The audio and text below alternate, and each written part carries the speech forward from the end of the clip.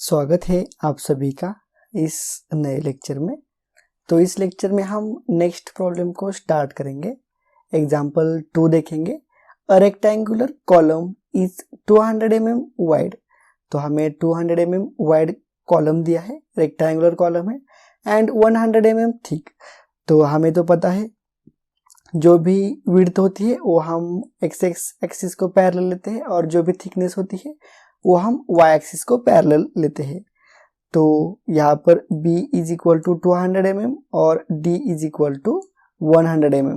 समझ में आ गया।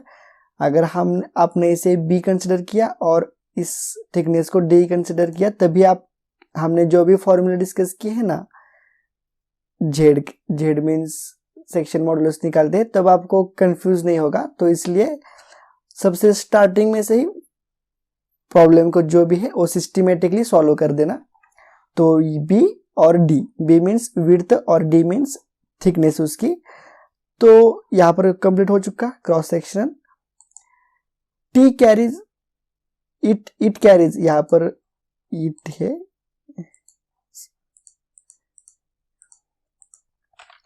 it carries a load of 180 kilonewton at an eccentricity of 100 mm in the plane bisecting the thickness।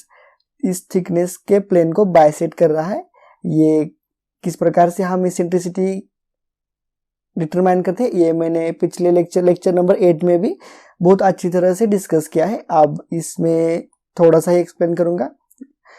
Bisecting the thickness means इस 100 mm को जो भी इस थिकनेस क्या है 100 mm है, इसको जो भी प्लेन बाइसेक्ट करेगा उस पर इसेंट्रिसिटी दी है और इसेंट्रिसिटी कितनी दी है 100 mm in the plane bisecting the thickness. Means जो भी प्लेन इस थिकनेस को बाइसेक्ट करेगा उस प्लेन पर हमें इसेंट्रिसिटी दी है 100 mm।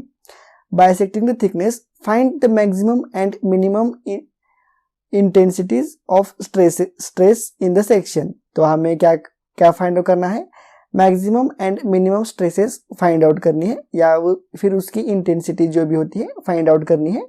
Means sigma naught and sigma B की वैल्यू हमें सबसे पहले निकालनी पड़ेगी और उसी का यूज करके हम सिग्मा मैक्स और सिग्मा मिनिमम की वैल्यू हम फाइंड आउट करते हैं। तो सबसे पहले एग्जाम में इस प्रकार से डायग्राम निकालना और उसके बाद कुछ थोड़ा सा स्पेस रखना, बाद में हम उसमें स्ट्रेस डिस्ट्रीब्यूशन डायग्राम वहां पर निकालते हैं। समझ में आ गई है बात। तो चलो इस प्रॉब्लम को सॉल्व करते हैं। तो सबसे पहले सॉल्यूशन में गिवन डाटा जो भी हमें गिवन होता है तो उसकी विड्थ कितनी है 200 mm। तो B is equal to 200 mm और थिकनेस कितनी दी है 100 mm। तो यहाँ पर D is equal to 100 mm।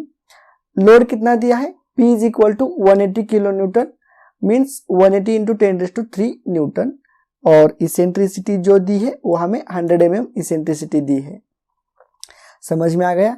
अब यहाँ पर इसेंट्रिसिटी देखो, टोटल 200 mm है और 100 mm means eccentricity 100 mm means इस कॉलम के इस फेस पर ही लोड अप्लाई हो रहा है और लोड भी कितना है 180 किलो न्यूटन लोड है। समझ में आ गया आपको। तो चलो अब टू फाइंड, अब हमें फाइंड क्या करना है, sigma max and sigma minimum की वैल्यू हमें फाइंड आउट करनी है।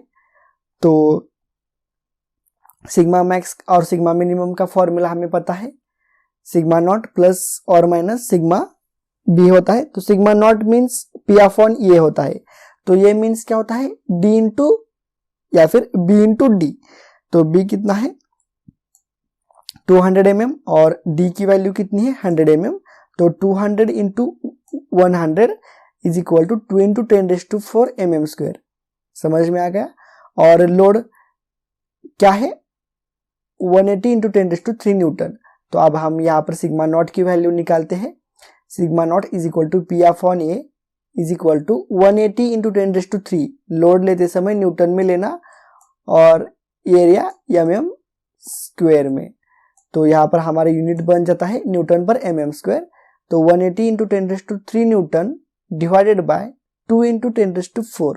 तो यहाँ पर हमारे पास आंसर निकल कर आ जाता है 9 न्यूटन पर mm²। तो आंसर पॉजिटिव आ चुका है, इसलिए कॉम्प्रेसिव नेचर है इसका। तो हमने सिग्मा नॉट यहाँ पर निकाला है। अब हम सिग्मा बी की वैल्यू निकालते हैं।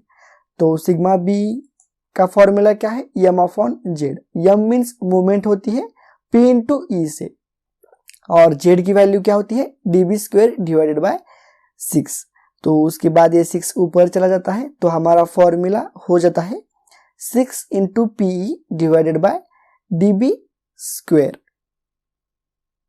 तो यहां पर आप देख सकते हो 6 इंटू पी की वैल्यू कितनी है, 180 इंटू 10⁻³ तो यहाँ पर 180 इंटू 10⁻³ इंटू इसेंट्रिसिटी कितनी है 100 mm, यहाँ पर हमें दी है eccentricity 100 mm divided by db square. अब यहाँ पर d क्या है, इसकी thickness 100 mm into B square यानी कि 200 स्क्वायर। आप देख सकते हो यहाँ पर सेक्शन मॉडुलस हम y एक्सिस का निकाल रहे हैं, क्योंकि ये जो लोड है वो इसेंट्रिक अबाउट y एक्सिस है, और जो भी y एक्सिस जिस भी साइड को डिवाइड करती है, इस साइड को डिवाइड करती है, तो इसका स्क्वायर हो जाता है। समझ में आ गया। पिछले लेक्चर में मैंने एक ट्रिक आपको समझाई थी, यहाँ पर ज्यादातर स्टूडेंट कंफ्यूज हो जाते हैं किसका स्क्वायर करना है, डी का स्क्वायर करना है या फिर बी का स्क्वायर करना है। तो यहाँ पर एक आसान सी ट्रिक है, सेक्शन मॉडुलस हम y एक्सिस का निकाल रहे हैं, तो ये y एक्सिस जिस साइड को भी डिवाइड करती है या फिर बाइसेक्ट करती है, तो उस साइड का स्क्वायर ले लेना। तो इसका आंसर आ जाता है 27 न्यूटन पर mm स्क्वायर। तो यहाँ पर आप देख सकते हो गामा नॉट की वैल्यू कम है as compare to the gamma B से। तो यहाँ पर मैक्सिमम सिग्मा मैक्सिमम स्ट्रेसेस कहाँ पर डेवलप होते हैं, ऑन साइड ए बी। देखो यहाँ पर क्योंकि ये लोड यहाँ पर है, इस साइड पर है, तो यहाँ पर सिग्मा मैक्स डेवलप होगा। तो सिग्मा मैक्स का फॉर्मूला होता है sigma naught plus sigma B. तो सिग्मा नॉट की वैल्यू 9 है प्लस 27 सिग्मा बी की वैल्यू, तो इसका आंसर आता है 36 न्यूटन पर mm स्क्वायर। प्लस है इसलिए कॉम्प्रेसिव नेचर, और उसके बाद sigma minimum on side C D, तो इस साइड में सिग्मा मिनिमम होगा, ऑपोजिट है लोड के। तो सिग्मा मिनिमम का फॉर्मूला होता है sigma naught minus sigma B, 9 minus 27 तो माइनस 18 न्यूटन पर mm स्क्वायर। तो माइनस आ चुका है इसलिए टेंसाइल। तो देख सकते हो आप यहाँ पर the stress distribution diagram is partly compressive and partly tensile as shown in the figure. तो इस फिगर में 1.7 इसका नाम होगा। तो इस फिगर में आप देख सकते हो सिग्मा मिनिमम, इस साइड में सिग्मा मिनिमम होता है।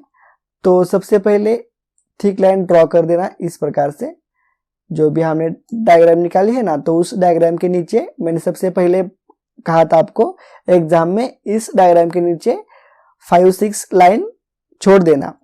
तो उस लाइन में आप क्या करोगे, आप जिस प्रकार से हमने ग्राफिक्स में निकाला था ना, ऐसे थिक लाइन ड्रॉ कर देना पेंसिल से। उसके बाद आप पेन से भी निकाल सकते हो, पेन से डार्क लाइन ड्रॉ कर देना। ये हो चुकी है हमारी न्यूट्रल एक्सिस या फिर बेस। इसके ऊपर टेंशन होता है और इसके नीचे कॉम्प्रेशन होता है, मींस ऊपर माइनस और नीचे प्लस होता है। तो सिग्मा मिनिमम इस साइड में क्या होगा, सिग्मा मिनिमम होगा -18।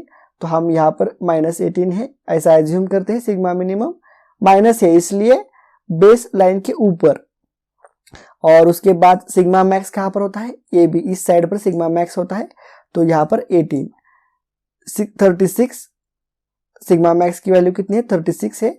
तो यहाँ पर 36 प्लस 36, समझ में आ गया। तो यहाँ पर माइनस साइन दिखा देना और यहाँ पर प्लस मीन्स कॉम्प्रेशन होता है और माइनस मीन्स टेंशन होता है। समझ में आ गया। तो फिलहाल ये टाइप 2 का प्रॉब्लम था, टाइप 1 में आ चुका है। तो मैं ऑलरेडी आपको बताता हूँ कि ऐसा टाइप 1 टाइप 2 कुछ नहीं होता, सिर्फ वो आप हमारे अंडरस्टैंड के लिए होता है कि हाँ बाबा ये टाइप 1 का है टाइप 2 का है। एग्जाम में आपको मालूम नहीं होता, जब आप आंसर सॉल्व करते हो तो आफ्टर सॉल्विंग द प्रॉब्लम आपको पता चल जाता है कि किस टाइप का प्रॉब्लम है। टाइप से हमें कुछ लेना देना नहीं है, हमें सिर्फ सिग्मा मैक्स और सिग्मा मिनिमम की वैल्यू निकालनी है। अगर वो पॉजिटिव आती है तो वो कॉम्प्रेसिव नेचर होता है उसका, और निगेटिव आती है तो टेंसाइल होता है। समझ में आ गया। तो इस प्रकार से स्ट्रेस डिस्ट्रीब्यूशन डायग्राम निकाल देना तो आपको आउट ऑफ आउट मार्क्स मिल जाएंगे। तो इस प्रकार से ये प्रॉब्लम यहाँ पर पूरा का पूरा सॉल्व हो चुका है।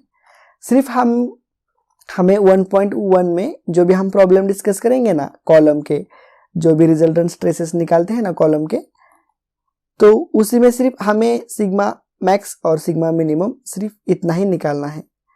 तो चलो यहाँ पर प्रॉब्लम सॉल्व हो जाता है। अगर ये लेक्चर आपको अच्छा लगा है तो प्लीज़ लाइक करो, शेयर करो और चैनल को सब्सक्राइब भी करो। तो सिर्फ इस प्रॉब्लम में इम्पोर्टेंट थिंग क्या क्या है मैं आपको एक बार बताता हूँ कि यहाँ पर सिर्फ dB² डिवाइडेड बाय 6 और इसेंट्रिसिटी पहचानना कि किस एक्सिस पर इसेंट्रिसिटी है या फिर कि इसेंट्रिसिटी अबाउट किस एक्सिस पर है ये भी पहचानना, यही इम्पोर्टेंट थिंग है। उसके बाद स्ट्रेस डिस्ट्रीब्यूशन डायग्राम निकालना, बाकी सब कुछ कैलकुलेशन आसान ही है। तो चलो अब हम मिलते हैं नेक्स्ट लेक्चर में, हम नेक्स्ट एग्जाम्पल स्टार्ट करेंगे।